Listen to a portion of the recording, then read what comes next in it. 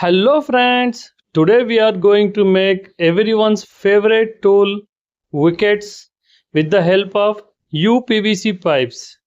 Let's see how to make this.